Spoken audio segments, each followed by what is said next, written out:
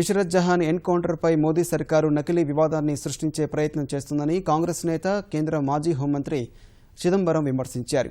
Ishrat Jahan encounter కేసులో దస్త్రాలు గల్లంతు అంశంపై కేంద్ర హోంశాఖ నియమించిన అంతర్గత దర్యాప్తు కమిటీ 52 పేజీల నివేదిక సమర్పించింది.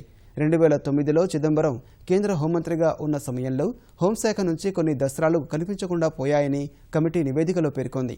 నివేదికను పరిశీలించినట్లు చెప్పిన కేంద్ర హోంశాఖ సహాయ మంత్రి కిరణ్ రిజిజు సైతం కొన్ని ముఖ్యమైన దస్త్రాలు గల్లంతైన మాట నిజమేనన్నారు.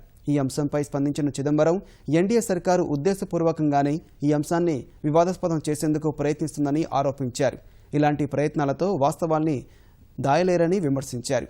ప్రధాని మోదీ గుజరాత్ ముఖ్యమంత్రిగా ఉన్నప్పుడు ఆయన హత్యకు కుట్ర పన్నారంటూ ఇష్రత్తో పాటు మరో ముగ్గురిని 2004లో పోలీసులు ఎన్కౌంటర్ చేయగా అది నకిలీ ఎన్కౌంటర్ అంటూ కేంద్రం కోర్టులో అఫిడవిట్ దాఖలు చేసింది. నాటి పరిస్థితుల్లో తాము తీసుకున్న నిర్ణయాలన్నీ సరైనవేనని చిదంబరం సమర్థించుకున్నారు. కాగా దస్త్రాల గల్లంతు అంశంపై సీబీఐ దర్యాప్తు కోరే అవకాశం ఉన్నట్లు తెలుస్తోంది.